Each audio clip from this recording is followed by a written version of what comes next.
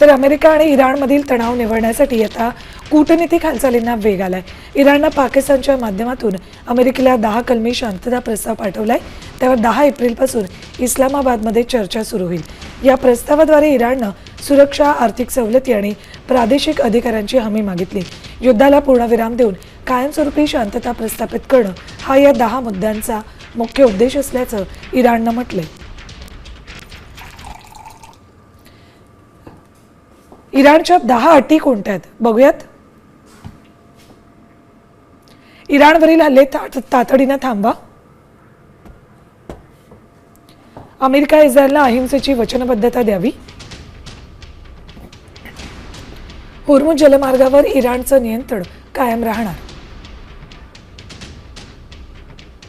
Uranium संवर्धनास परवानगीची अटही ठेवली आहे इराणनं। सर्व प्राथमिक आणि दुय्यम निर्बंध काढून टाका।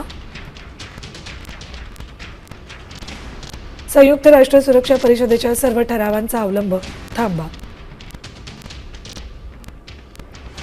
गव्हर्नन्स बोर्डच्या सर्व ठरावांचा अवलंब थांबवणं। इराणला नुकसान भरपाई देणं। पश्चिम आशियातील अमेरिकेचं सैन्य मागे घेणं।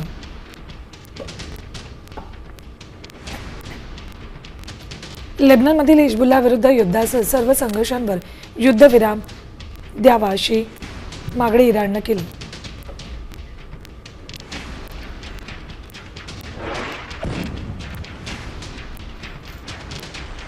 तर निवृत्त लेफ्टनंट कर्नल सतीश ढगे यांनी काय प्रतिक्रिया दिली पाहूया।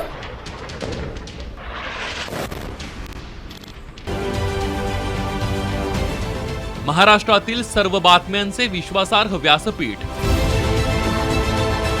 सकाळच्या सर्व सोशल मीडिया प्लॅटफॉर्मला लाईक, फॉलो आणि सबस्क्राईब करा। तसंच